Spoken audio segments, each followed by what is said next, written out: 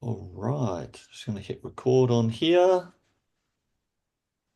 All right, got a few more people coming in. Oh, there's my video gone. Oh, there I am. Oh, Camilla. Camilla's coming as me. Gary Mark 2. Amazing. All right, so we are recording. We've got Michael Dooley here today, seven-figure CEO. Michael, how are you, man? Very well, thank you. Thanks Amazing. for having me. Thank you everyone who's in here too. We've got Maya, Michael, Mohammed, who else we got? Another Michael, Stephen Mercer. Hey Stephen, how are you, mate? So, Michael, first of all, thank you so much for coming on and doing this today. Basically, for those who do not know Michael, you should. He's a bit of a powerhouse in the SaaS world from down under. Like everybody sort of seems to know the Americans. I guess the Americans are a bit louder than us, mate. We're a bit quieter downstream, aren't we? We're kind of like, Yeah, we just kind of yeah, do our thing. We chip away. that's It's all right. good. Um, Michael has got a white label SaaS called Pinnacle, servicing car auto dealerships. Um, about 500 Yeah, and double that now. double that. Okay, 1,000. All Yeah, right. so we've got You, active SaaS enabled. It's 500 and something, but overall active clients is about 1,000. you need to update your website, mate, because I was I looking there know. before. Yeah, it says. It's in the middle of being built, mate. Like, don't get me started. All right, 1,000. Is it 9 countries as well, then, mate? Because it Nine says five, countries. Yeah, still 9 countries. still Yep. 9 countries. All right, so 1,000 in 9 countries. That's epic, mate. I didn't realize you were at that now. So a Yep. thousand in 9 countries. That is amazing. So Michael has built a real seven-figure, well, multiple seven-figure business through white label, through SaaS. Also utilizing some of the tools and things that we talked about last week with Sam from UpHex as well. Hmm. And Michael is here today as a favor to me. Basically, he has absolutely nothing to sell. He does not do coaching. He does not sell products to other high-level agencies.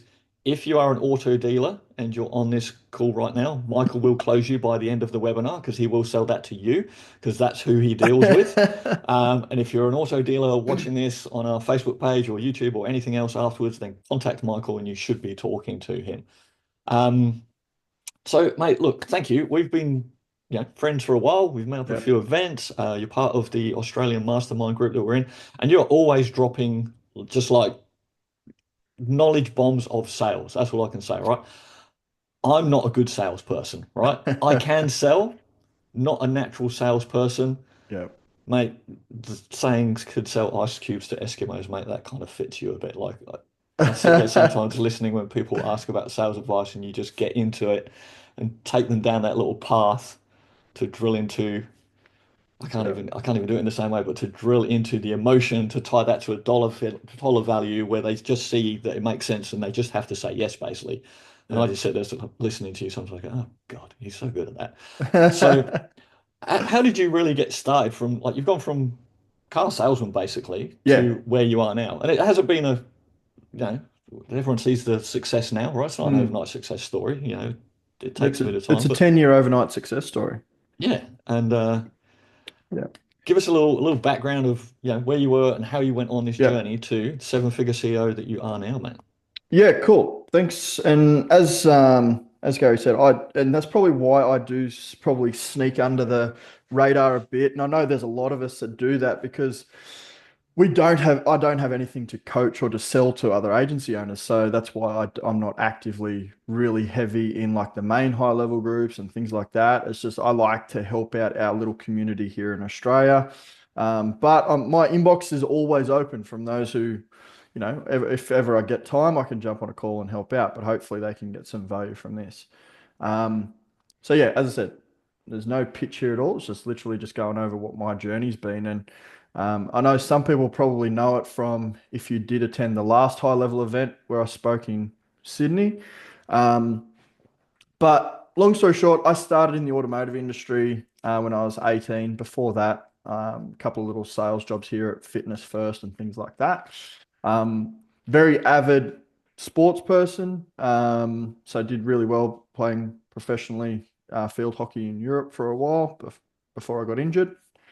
And to me, stepping into sales filled that void of competition from when I was in sports. So to me, sales is like was that muscle that I needed to, that I needed to grow and I needed to work and I need to get better at sales and I love the competition of it. And to me, it was probably, it was probably a dopamine hit of getting a win. And that sort of thing. So I started in the automotive industry when I was 18. Um, and one thing that has probably helped me is that here locally where I live, and I'm in rural New South Wales, Australia, is that a lot of the dealerships in this area, they were all manned by older, sort of the typical stereotype car salesperson.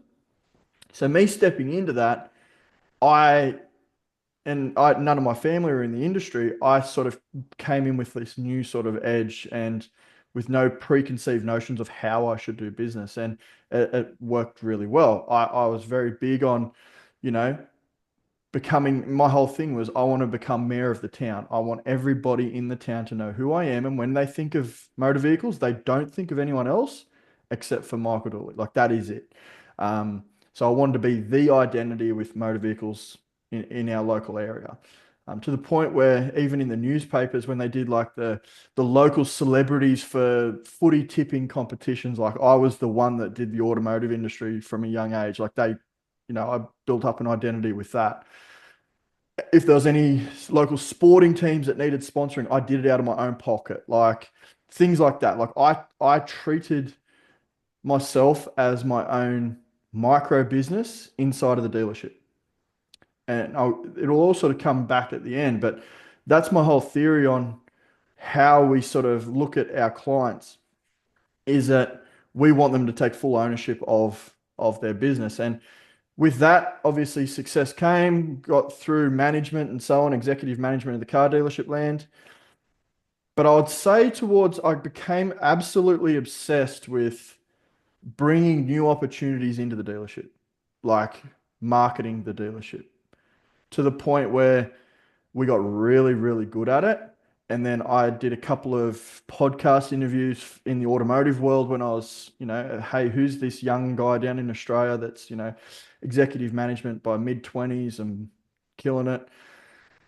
And then all these American dealers started sending me inboxes and they're like, hey, can we pay for a consultation? Can we pay for your coaching? Can we pay for this? And this is before really social media really took off. This is sort of, 2014, 2015, before it really took off. And started coaching about lead generation and marketing, and I absolutely loved it. To the point where I had a little side business going. At that point, I was a single dad to my oldest boy. I was traveling an hour and a half each way to the dealership. Lots of appointments with my oldest boy. He has special needs. And then I had my little consultation business on the side that I was doing my phone calls on the way to and from work, early in the morning or late in the evening. And then on the Sunday evening, when he's gone to bed and so on, I'm laying there and that's when I'd plan out my content for the whole week. And that's when I'd start building it. So, you know, it was a good couple of, year or two of just ticking along. And then I sort of like, okay, I need to go all in on this. There's a lot of, I can do a lot with this here. So that was in 2019. I left the dealership in September the 1st, 2019, after I built this little side business up to, you know, 1 or 2 hours a week. I built it up to sort of 15K a month. At that point, it wasn't high level. It was just consulting and just consulting with their lead gen. And then we all know what happened in 2019. Like all of a sudden, COVID hit and bushfires here in Australia. And within 6 weeks, I went from 15, 20K a month down to like two. Mm. And, I'm at that point, I've got legal costs with, ex, I've got single dad, I've got payments on cars and properties and whatever. So going from like a good 6 figure a year solid income down to like $2,000 a month, like I had to get good at sales. I just had no other choice. So I was luckily enough that my father owned a security company. I had my security license. So I would work every single night and I'd go do security at night, 5 days a week. And then throughout the day, I would then work on my business and then I'd get like 4 or 5 hours sleep. And I did that. And then all of a sudden, high level came and it just sort of little bits and pieces sort of came together. And then all of a sudden, the tap turned back on. I didn't give up. I just kept pushing out like the value to my ideal audience. And all of a sudden, it just started trickling back. And then within a couple of months, sort of doing 50 to 100K a month and had a replicable business that we could just, well, now to the point now where we can, I was just telling Gary before, we signed up 4 dealerships yesterday, and there's probably another 10 or so there that are about to come on. So, um, that's, we're absolutely flat out. We've got to the point where we can choose how many clients we want to bring on and the lead volume. So, yeah, that's my backstory. That's the overnight journey to success. But it's and I think, and this is why I'm really glad you came on as well to explain it in that way, because, there's a lot of people, they do look at high level and they go, oh, I can do this. And it's like, I pay $500 a month. I've got my own system and then I can Yeah. just sell that. But there's some grind in there, right? And your story is like that too. It's like there's some grind and you got to put yourself out there. You got to work. And if people didn't catch that, what you were explaining there as you began your story, like you're in rural Australia, right? Yeah. So you're not even in like a city where you're going out. You've got lots of dealerships to go and talk to. You're in rural Australia. There's 3 dealerships within a 100K radius. Yep. And most of your clients, I don't know what percentage is, but I know most of your clients are US based, right? Yeah, so most of our, I'd say I have to have a look at the percentage, but 75 to 80% are US or Canadian based. We're just now starting to push back into Australia. So we're just now starting to, hey, we've had this crazy success in the States and Canada. We've got a proven concept. Every sort of 6 months, I came back and I'd run ads here to see what the market was like. And I really judged lead cost, appointment cost. But then also when we did jump on calls, like, hey, this is our solution, this is our custom built, offering, and really gauging like what the market wanted. And to be honest, the Australian market's sort of 5 years behind the US market and just how they think and what they're doing. And it's only just now that, they're starting to, and they're still not quite there. Like it's a lot of education. And it's us having to educate these clients and think about, hey, look, all these ones are potential clients that are sort of three that we can see, we can educate them that would sign up in 3 or 4 months' time. But we've got to show them how it can be done. So yeah, it's comes from a point of view of now, obviously, we've got the credibility and we've got the authority in the industry that we can do that. And that's probably one thing that, a lot of people starting out need to, or spinning their wheels and trying to get traction. They need to remember that you're the expert in what your IP is or what your solution is. Like coach your clients into doing better at what your specialty is. So for Yeah. us, I'm not a sales coach. Obviously, that's my strength, but I'm not a sales coach for dealerships. I don't want to go down that avenue. It's a very saturated spandex wearing niche, and I don't want to do it. Um, but we're all around lead generation systems and AI. Yeah, and location is no excuse. Wherever you No, are, there's customers somewhere and you can reach them, especially today's age. yeah. And I've seen, because you sent me some screenshots of your calendar over the last few days, like how booked your Yeah. calendar is. So what are you doing to get your sales calls booked for you? Cool. Well, as I said, I'm crazy busy, but I did a couple of slides here. I can share my screen and go over a few things, and Yeah, that love to, way, man. if people want to take screenshots or whatever, as I said, I'm that guy that did homework on the bus on the way to school. So um, please excuse it, everybody. So you should be able to see my screen here now. I'm not going to go right into it because Yeah, as I that's said, I only just did it right here on Canva as I was doing this, guys. So, okay. So when we're talking about growing your own business, one thing that, and that's a quote that I remember I blurted it out one day and it just sort of made sense. I'm like, holy shit, that's gold for myself. Like, that's nuts. And it's just sort of stuck with myself now that like whenever a startup agency or so on asks me, hey, look, what's going on? Like, how can I grow? And then like you see all these posts in high level. I'm trying to do missed call text back. I'm trying to push this. I'm trying to push this. Like we need to remember that the solution needs to be over the feature. So we need to forget the features to a point. Okay, they're just a secondary thing. They're just the levers that you pull to get to your end result for your client. Okay, and for yourself. Because you need to start treating yourself as a client as well, your own business, because otherwise you get stuck in it and you're spinning the wheels. So you grow your clients' businesses, well, you need to grow your own as well. Okay. So as I said there, the growth of your business relies on your ability to articulate the solution of your ideal client's biggest pain point. Okay. So, hey, I'm trying to do missed call text back. Is that your client's biggest pain point?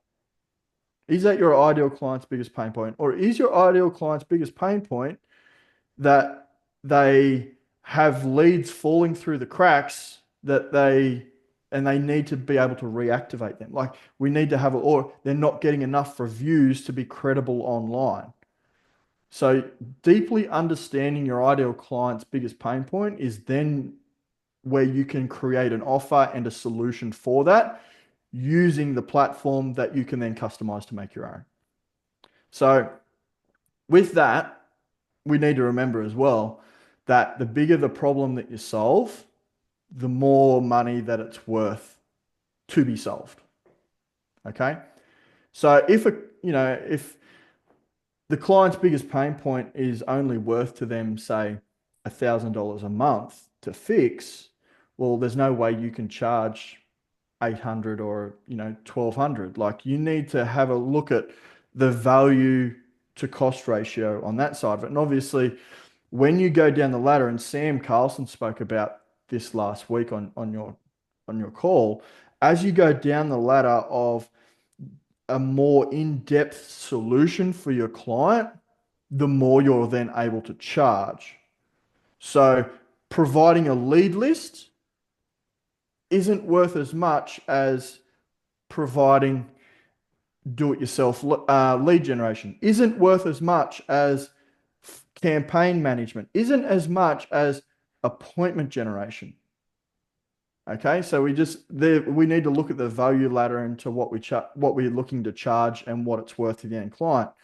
And I'll get to that in a second. But your question there in terms of booking calls, Yep. growing your business. There is not one lever that's going to do it all. You sort of need to find where your ideal clients are and then get in front. You just need to be in front of it. Okay. So which ones out of these are going to work best for you, whether it's organic content, appointment setters, using groups and so on like this. If as I said, I'm not selling anything, but using groups like this for authority style posts, your own ads, okay, JV partnerships. So obviously, like I know perfect situation for yourself. BNI and obviously, walking in and pounding the pavement and walking into other local businesses. And then obviously there's cold email and phone calls. Depending on where you are in the journey and obviously your capital that you have as a business owner will obviously depend on what you can do out of these. Because you see all these people, what's the best way of getting leads? Well, the best way is running ads, but you might not actually be in a position to do that yet. Okay, so how do I get in front of my ideal clients? Well, they're also going to be there online. I need to build up, and I got to my first probably 50K a month without running ads. Okay, it was literally off organic content. Okay, and the whole thing around organic content is that you need to increase the volume. Even now, before I go to bed, I'm scheduling 6 or 7 posts for the next day every day. I do have a content cadence that I follow and a plan. Okay, it's a 3-step plan. My 3 steps is a personalized style post about me, family, whatever. Why do I do that one first? Because it builds engagement. hacks the algorithm to a point because that's the one that's going to get the most impressions. People are interested in what you're doing personally, and that's what they want to see. The next post is usually a results driven post of somebody who is just like my ideal client or my ideal client. So people who aren't already a client, they can see the results and they're like, that's what I want. I want that. The next post is usually a call to action, me directly calling out my client. Hey, if you are a dealership and you are having this problem and you want this result here, XYZ, send me a DM and I will do XYZ. And this is all under your personal profile, isn't it, This is Michael? my Like personal this is profile. all you and the Michael Yeah. Dooley brand, basically. Yeah. Yeah. This is all Michael Dooley. We leverage the business accounts for really running ads and just being sort of generalized. Why? Because the personal profiles are more one-on-one. They're more in-depth. I can actually have conversations. People feel like they're getting to know the person that they're going to be doing business with. And that's one thing that is forgotten, I think, in a big time there. So, I think that's really important too. Like I literally had a conversation last night with one of our clients and they had some questions. And honestly, they said to me last night, they said, I signed up with this because of you, as yeah, in me, because I yeah, saw all the stuff you did. I liked how you approach it. You're very approachable. You're straightforward. You're honest. There's no BS yep, in your stuff. And that's yep. why I signed up. And I was like, oh, thank you. That's Yep, pretty cool. 100%. And that there's at the bottom there, build the know, like, and trust factor. Okay. Because if they know you and they get to like you and they feel like they can trust you, having that close on the back end, like it just gives you that massive head start. To build the know, like, and trust, you can only do that by being vulnerable and putting yourself out there and actually showing people who you are Yeah. And and what you video do. is such a good way to do that as well. Video, photo, behind the scenes, not just pitching and showing what you do, but actually show you're a real human and what you're doing. Hey, this is my journey as a business owner. Yes, I'm a father of three. Um, wife's a photographer. I show all of that. Like, Yeah. yes, there is stuff I hold back. It's very, you know, I don't show everything, but it's like, hey, look, this is who I am. This is who you're going to be doing business with. This is who you're going to be giving your money to. And I need you to trust me and to like me enough and to, feel like you know me enough to be able to do that. And then this is how we're going to do it. And that's through the future posts. So, um, yeah, so that there's around the organic sort of style post. Now, when you're first starting out, and this is probably one thing, and I think I did a talk on this particular strategy here at the Australian event. Um, and it's around our strategy with appointment setters. And it was it's one of those things I get asked about a lot. So, obviously, depending on where appointment setters are from, okay, that you can get really high quality people for a great budget per hour. Okay. Where people go wrong with appointment setters is literally where they're just in an inbox spamming people. We all hate them. We all hate those types of inboxes that we get. What we need to do is we need to bring on an appointment setter, but we need to give them framework and also training and show them that, hey, don't look at yourself as an appointment setter. I need you to look at yourself as an employee of this business. I need you to go out there and connect and share our values as a company. I need you to share what Michael does, what Matthew, like our team members do, and I need you to increase our reach for our ideal audience. Okay. So I need you not to spam, but I want you to have conversations. And this is how conversations happen. You can only get to the point of having the permission to have a conversation once they know, like, and trust you. So if you're sending a connection and then all of a sudden, bang, there's a spam message, man, I'm not going to trust that. Like, that's just a bot. You can automate that crap. I have this conversation with our clients all the time for SMS. It's like they're sending out SMS campaigns, Yep. DBRs, reactivations, all that kind of stuff. And even to the point where we see this now that marketing messages get blocked Yeah. because they're so clearly like a human, Yeah. well, a human typed it out, but no human Would would say send that. that message to a person that they're actually wanting to have a conversation with. Yeah. A case in point, there was one yesterday I had with someone. They were running festivals, Yep. and Yep. they were sending out messages that would basically along the lines. It was like, "Hey Michael, um, it's like, hey Michael, fire, barbecue, beer tent, fireworks, dancing," and that was like the first one, and it would get your ticket here, and then a link to the thing. So chat GPT written Yeah, and I message was there. like, mate, that's like you would never send that to me. If you were Yeah. asking me if I want to come to this festival and be like, hey Michael, Yeah. such and such festival's happening, there's going to be these amazing things, there'll be fireworks, there'll be things for the kids, etc., etc. Yeah. Send that. If you want to come, here's a link to grab a ticket. Love to see you there. Yeah. Like, a conversation. Like Yeah. we've got to get out of this like this marketing like this just this basic marketing mindset that I see 100%. people doing all the time. We've even done a thing. I think a little plug for it here in our thing, and people can go and find it afterwards in our Facebook page. Actually, the post is coming out for in a day or two, but it's in our knowledge base already. Where we've just built a GPT for people so they Yeah. can write conversational SMS messages, and it will take them Yeah. through a prompt and a framework to do a conversation where you want to get some interaction with people, Yeah. and you could be sending out the same message to 100, 500, 1,000 people, doesn't Yeah. matter.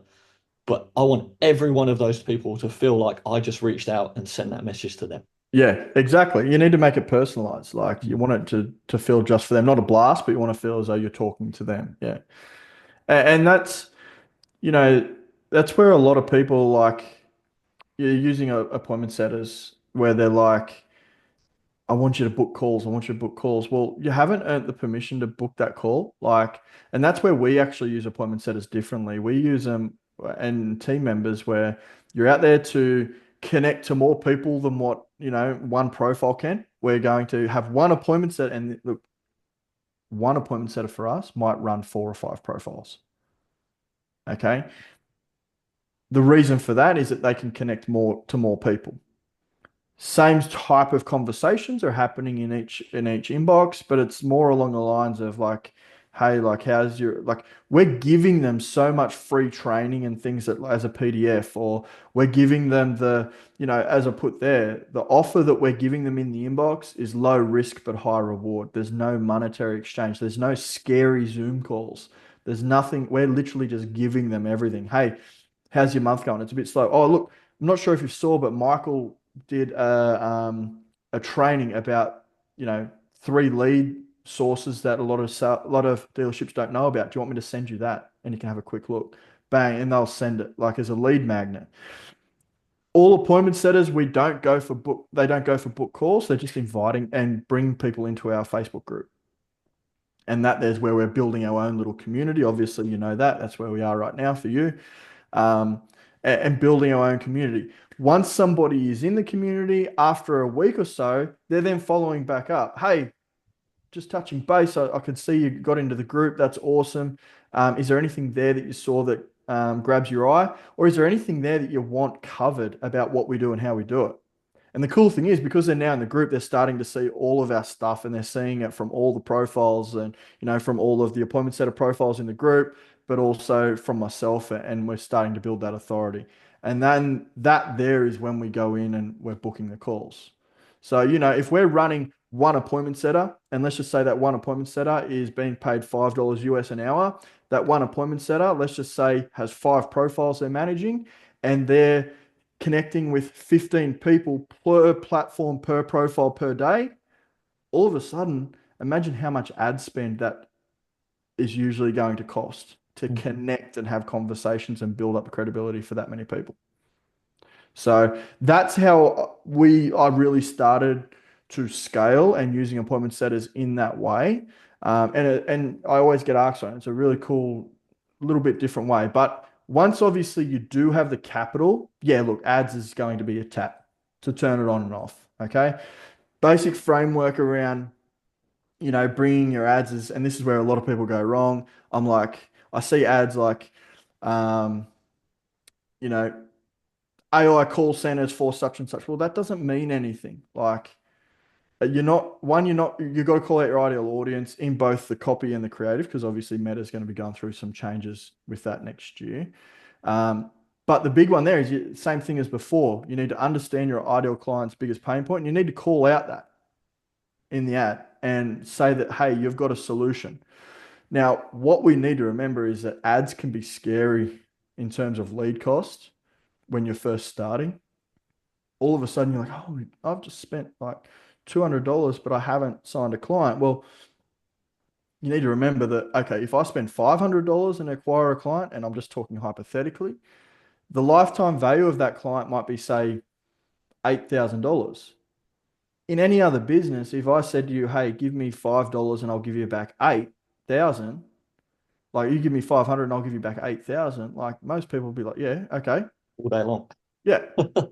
Okay. So we just need to change our perception of making sure that like we're not, obviously it's got to make sense, the cost to acquire and the lifetime value. It can't be stupid. And that's something that we've always got to bring down. But I remember, I think it was Jim Rohn or it was somebody high in the advertising world or said that the company that can spend the most to acquire a client is the company that's going to win. Yeah, and it's something that So people do a lot is turning ads off too early. Like say, because when you start, your budgets are smaller, yeah, and yeah, then you look at it and you go, "Oh, Jesus Christ, I've spent yeah, $1,000 and I haven't signed a client yet, but it's only been 30 days or whatever yeah, it might be." yeah, But how long? But you don't really know how long is it going to take to onboard a client from an ad as yeah. opposed to maybe what you've been doing before, like organic, Well, it's not because going to they're replace, and that's one yeah. thing I want to touch on is that ads aren't to replace all the other stuff you do. It's an Yeah, add-on. yeah, but they're also very different because you might have gone from organic, whereas like you get person into a demo, Yeah, they've already seen a bunch of content, especially if they're on your profile, and they've said, "Oh, this is yeah, Michael. There's he is with his kids and his wife, and oh, these are yeah, results he's got. Amazing." So then you have a conversation with that person. You close whatever your number is out of those. yeah. Eight out of 10, or probably 10 out of 10 for you, Michael. I know. I don't know about As opposed to an ad where you've just got someone in off a cold ad, they've read it, and even if you've got the best copy and the best that. thing, Yep, it says, we help auto dealers scale past X. They go, that yep, sounds interesting. And then they come and have a chat to you, but they've never met you before. And they yep, haven't seen all the Michael posts and stuff like yep, that. So your conversion rate is going to go way down on those yep, people. And then that becomes scary for people. But you've yep. got to figure out what's your tolerance for, Yeah, you big know, time. So when you run ads, you need to go into the mindset that like, hey, if I'm spending $1,000 a month on ads, theoretically, I'm okay with losing that $1,000. mhm. Like I'm okay with that. Okay. Once we start to get a return on investment and the ads start pumping, yes, we'll increase. But I'm okay investing that and knowing that it's going to pay off once we get that right. Because ads work. Like that, it's not about whether they do or don't work. They work. We just need to find how to make it work. You remind me of the post that you put up. What was it you put up there? Um, so your ads are so there's 6 billion people in the Yeah. world, 3 billion on Facebook, and you're telling me that Facebook ads don't work for you? Yeah. Yeah, right. Yeah. Yeah. Yeah. It's That's a time thing, you got, and I'd say you got to exactly. commit to like you need to commit to paid ads for like three And it's months a at skill. least to start. Yeah. It's a skill, and it's a skill that people pay a lot of money to learn, and it's a skill that people pay a lot of money to outsource to obviously other people. Mm. People on this call are probably specialists in that as well. Obviously, that's what we do. So if you've never ran ads before, knowing that you're in competition against professionals, like you need to remember, hey, look, I'm not going to crack this straight away. You're not going to go into a UFC cage because you've seen UFC and all of a sudden, hey, look, I'm going to go up against John Jones. I'm going to beat him. Ah, man, like you need to prepare to get your ass kicked for a while. Mm. Shout out though So to Sam and UpHex if you do want to do ads. I know you use UpHex as well. yeah, Check out the talk we did last week with Sam. Check out UpHex. yeah. That's going to make your life a lot easier if you are stepping into the ad world for Big sure. time. Like I'm in Sam advisory board group that he has that we do calls with, and yeah, they've got some awesome stuff coming in. Just the value that yeah, the collective minds of some of the people that are doing really well with ads and so on, and then they're taking that data and putting it into what they're building on the back end with ads and so on. Yeah, it's pretty nuts, the community. Mm. Um, But one thing there with the ads, and this is one little thing that we do, and I'll let you, the audience, take this as well. Building credibility on an ad, one thing that's helped us is in the comments of the ad, going in and commenting as like the business page, but leaving like video testimonials as a post on the ad as well. So, if somebody sees an ad pop up and then all of a sudden there's like 30 comments and they look at the comments before leaving their details and it's actually 30 video testimonials of the business, like that there automatically dropped our lead cost by huge amounts once we started doing that on all of our ads that we're running. So just a little tiny hack there, and it works really well. Because people forget about the comments when they're running ads for some reason, and we've spoken about this before with some some companies out there.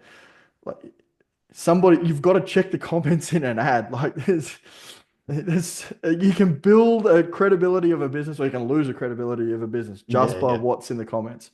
Yeah, So we do this. We do a similar thing with our retargeting ads, and we have in the comments there. We have a couple of videos, and we also yeah, have a join our Facebook group. We just put yeah, that because it's like, well, they might not want to come book 100%. a call or whatever, but it's like, hey, join the Facebook group, and they go and check that out. Yeah, and that just builds your credibility on the back end. Yeah. Yeah, So yeah, traps in terms of growing a business. Look, the big one, and I haven't put it here, but the big one is accounting for business owners.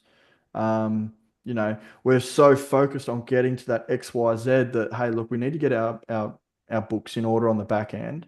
And it's hard, okay? And we need to get some good people around us for that. But having the mindset of always be trying to get more clients.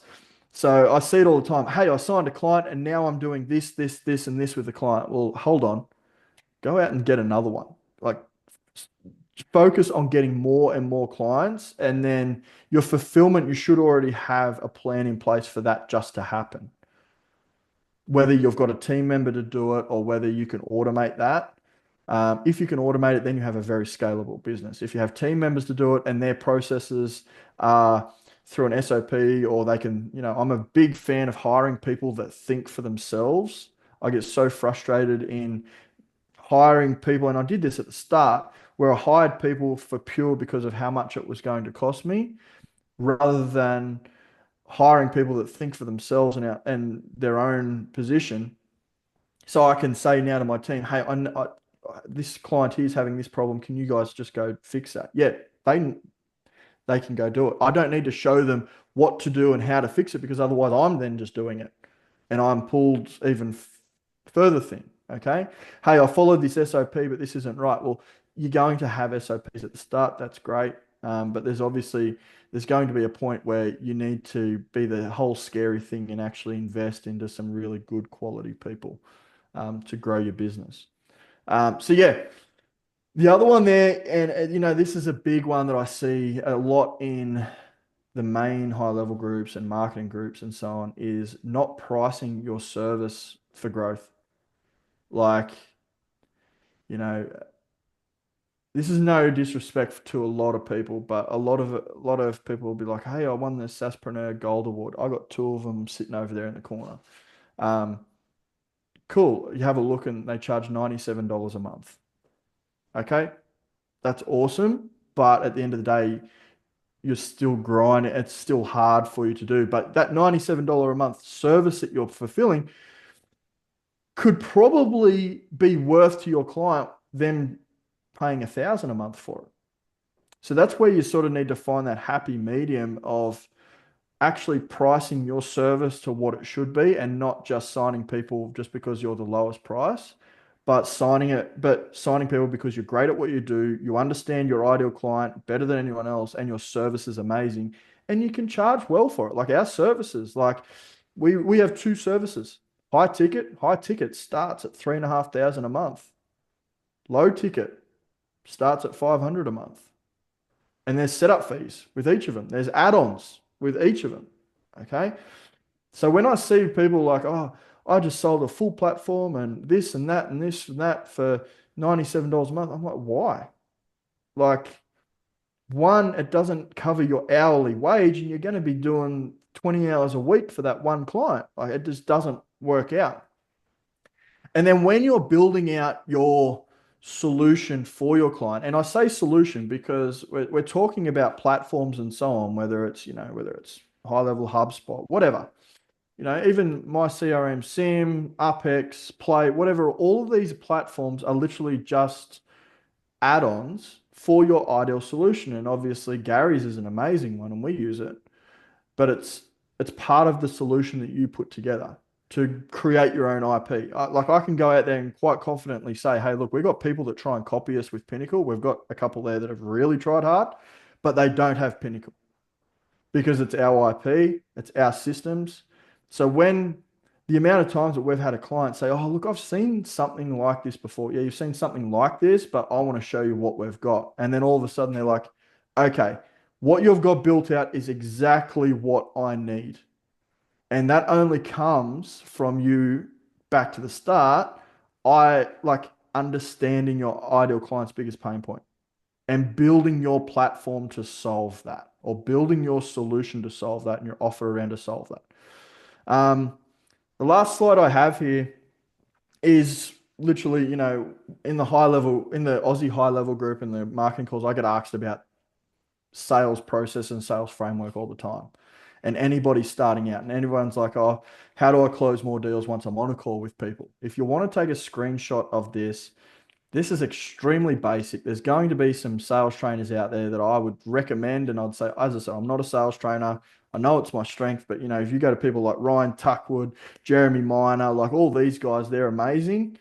This is just my little framework of it. So when we're jumping on a call with somebody, we're going over needs analysis. So what do they, who are they? What do they, what's their biggest pain, what's their pain point, and, learning about them. We then want to confirm what their goal is. So when they tell you their goal, this is one step that a lot of people don't do. And this is one thing that will increase your closing ratio hugely. And that's putting an emotional attachment to the goal. And, so if I said to somebody, what's your goal? Look, I want to get an extra 5 clients a month, and we've found out that like then through the needs analysis that missed call text back is probably a great solution for them, or running ads, whatever it may be. Okay. Then the next bit, okay, your goal is five extra deals per month. That's cool. Most people are just going to concentrate on that. But where I want to go to is like, okay, you want to do an extra 5 deals per month. Oh, why five? What's made you choose five? Oh, five extra a month will get me an extra $1,000 a month in my pocket. Okay, cool. So what does that extra thousand allow you to do? Like, what would you do with that thousand? Uh, that will allow me to save for that holiday that I want to take the family on in 6 months' time. Bang, all of a sudden we have that emotional connection to what the goal is.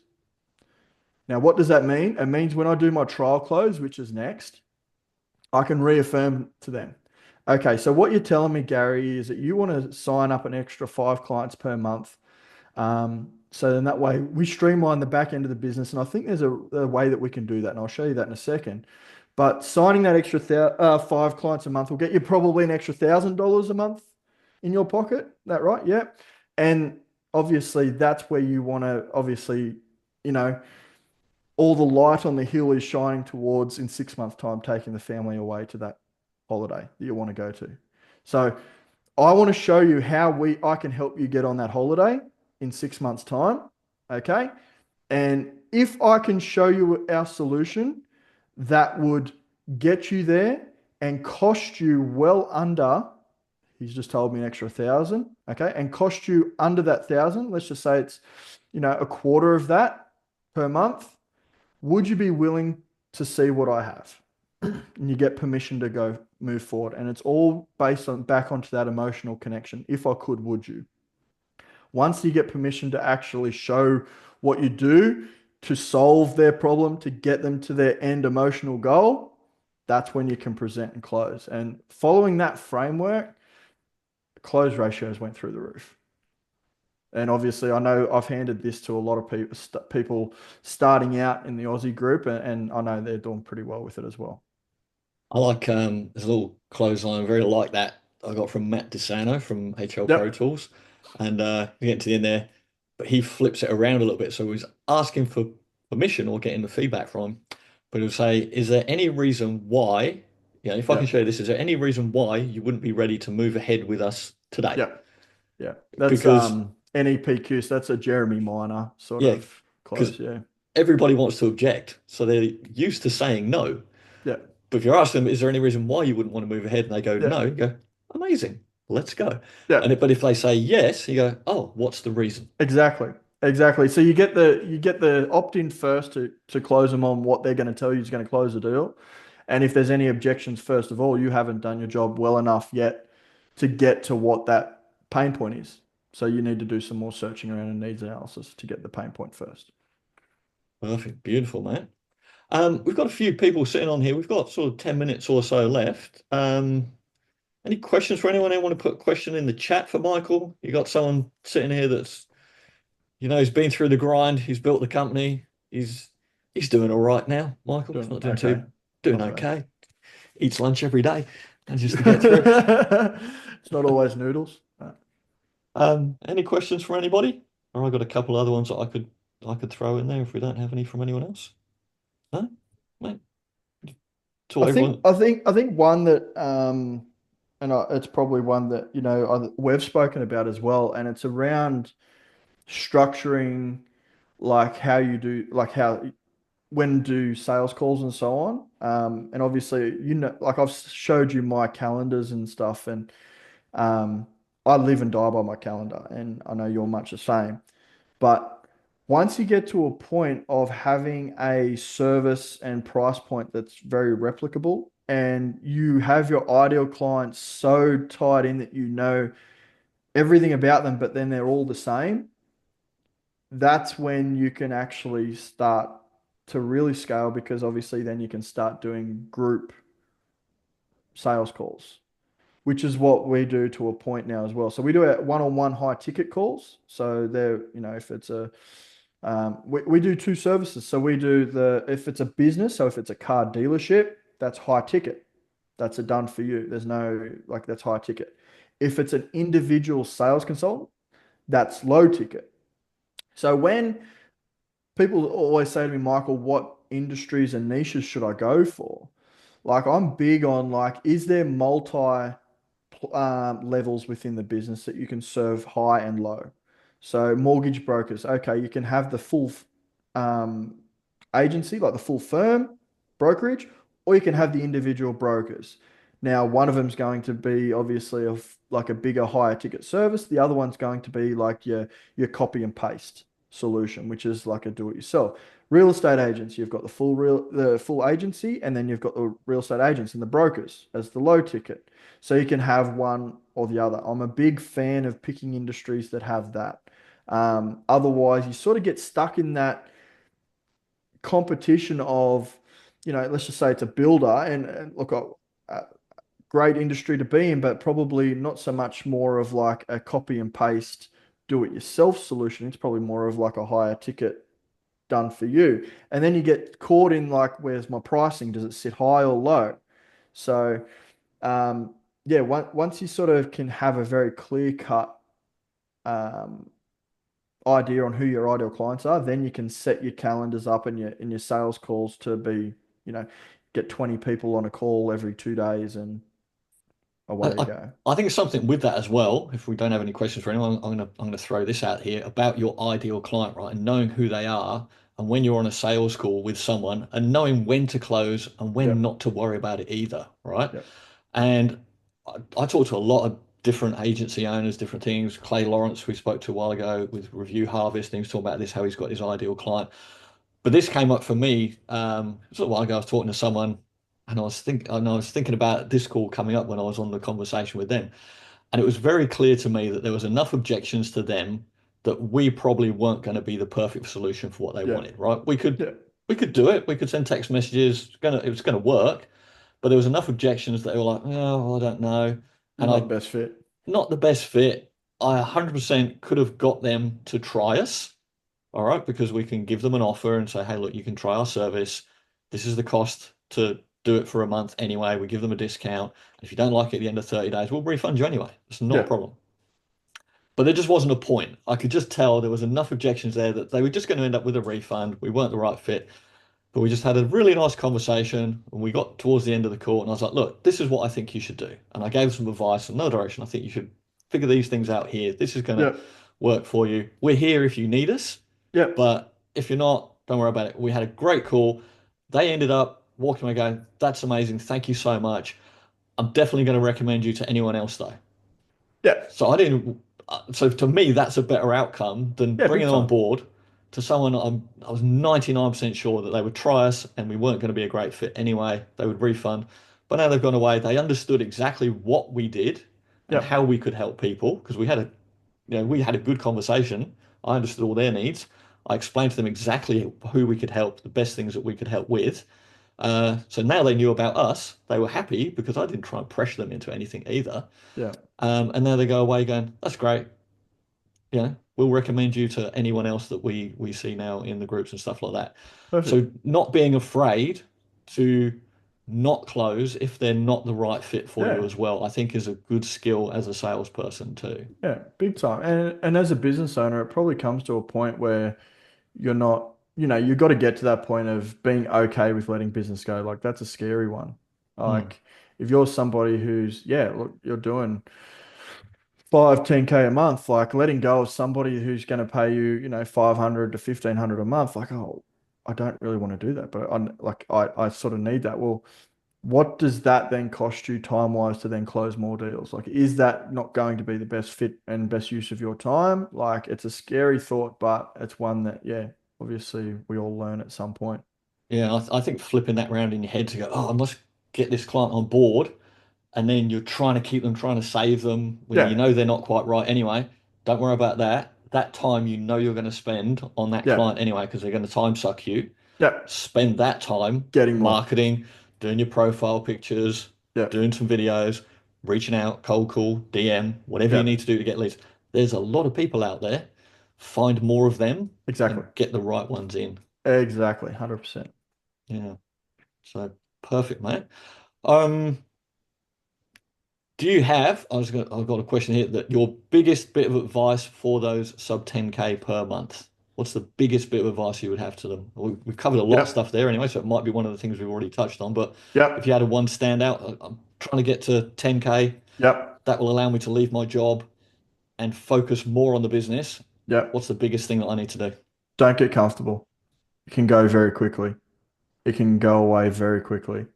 So, as I said, I remember I was at 15, maybe 20K a month. Mm, And that was a side hustle. And I thought I got this cool little business. Got this cool business on the side, and I pulled the pin on my secure 6+ figure a year job. Got paid every week, and all of a sudden COVID hit, and I had like, wait, bang, like in the space of like 2 days, lost nearly all of it. So don't get comfortable. Have that selling mentality of growth first, and keep pushing.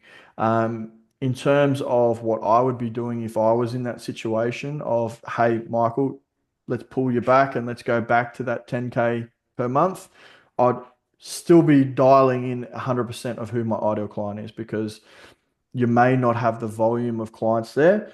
I'd be really pushing hard on, and this is something that I wish I did more of, video testimonials from clients, getting as much as you can for proof of concept, future proof, and so on.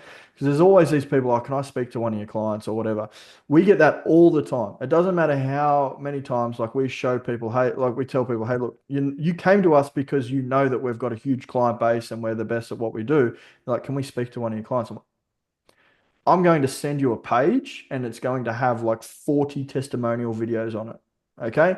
You can watch those, but due to client confidentiality, I'm not handing off any of their details. The same way I wouldn't hand yours off to them. Okay. But if watch those testimonials because I'm sure what you want answered is going to be in those. So I'd focus very heavily on client testimonial videos and documenting the process. My first hire, I would be getting an amazing all rounder that can sort of step in and help you with whatever. Now, that all rounder is somebody that you can see bringing along to stay with you to be like, you know, an ops manager or a tech manager or like actually them being able to take a department of your business at some point and handling all of that for you. So that's me looking at it, and I did that, and yeah, got some great team members. And then from there on, it's obviously like them working to your strength. If you've got a really good all rounder and you can say to the all rounder, hey, I want you to really take this, this, this, and this. We're going to talk once a day or twice a day, but this is what I need you to do. My strength is going to be whatever it is, sales, okay? Or it's going to be marketing, or it's going to be, you know, client results on the back end. And then you're getting me more opportunities to sell, like whatever it may be, play to your strengths and leverage that first hire who's a good all rounder to be able to replicate yourself. Um, and then obviously have a long game. So, um, even though I left the industry and I went all in at the right time for me. But if there's no need for you to pull the pin at your secure job, what I'd probably say is don't do it too early. Like, hey, I hit 10K per month, I'm out. Okay, hold out and go to 15. Okay, what does that extra five do to you? Like staying in your job for another month or two, like what does that really do? Like, is it going to hurt you? No, but it's going to make your business more secure. And what I'd be doing is I'd be taking the money from my secure job and I'd be jamming it all into ads and living off my business and getting used to living off the business. And then, okay, once I've now got the business now to a point that it's supplementing now what I'm spending on ads from that other job, I'm now going to step back. I've got that. I've got to the point now where it's ticking over and really growing. So, um, yeah, the next one there's probably having structure in your business, but structure in your day and structure in how you manage your employees and when do you guys catch up and how do you guys communicate? How do you guys do task management? Like, what's the actual tasks that has to happen each time a new client comes on board? And how do we document that? So that's something we're always trying to improve on. It never ends, but having the basics down pat's always good. Definitely never ends, mate. Always That's right. iteration. And that's where you need to be as well at the, at the Yeah. head of it is like looking and going, because what you said there, like don't sit, basically. There's Yeah. always something that needs to be done. There's Yeah. probably always someone chasing your tail. That I know there's people chasing your tail, but you stay ahead of them with innovation and Yeah. Yeah. 100%. And we know they won't catch us, but if we get comfortable, like yeah, they will. Yeah, they will. yeah. Mate, thank you so much, Michael. Really appreciate you coming on today. Hopefully, you're going to get that ticket to Sydney. I don't know if you are or not. I know you've got a few things going on, moving Maybe. house, Yeah. family, all those things. I'm sure we'll see it on the facey. Yeah. I'm I, sure. I'm sure. I want to see your new house, mate. I do want to see it, so I'm expecting pictures of that, mate. Soon. It's yeah, the week after the Sydney event. So that's what I mean. Like moving in the middle of moving 6.5 hours away and all the joys of having young family plus some other stuff and business. It's going to be a bit tight, but hopefully I can get there. Hopefully. Hopefully, mate. So hopefully we will see you there. If anyone else is coming to Sydney, hopefully we'll see you there. If you're watching this, if you're on here now or watching this later on Facebook or wherever. Sydney event is what was it, 25th, I think? 25th, 28th and 29th, I think, from something like memory. that. Anyway, maybe it's the 25th. I'm flying down. I don't know. But yeah, end of the month. Look it Yeah. up. Look it up. We'll be there. So hopefully we'll see you there. Hopefully we'll see others there. Thanks, mate. Might see you Awesome. later on the Aussie group this afternoon, mate. Yeah. Hopefully. Thanks, guys. Awesome. Thank you, mate. Take care. Cheers. Good on you guys.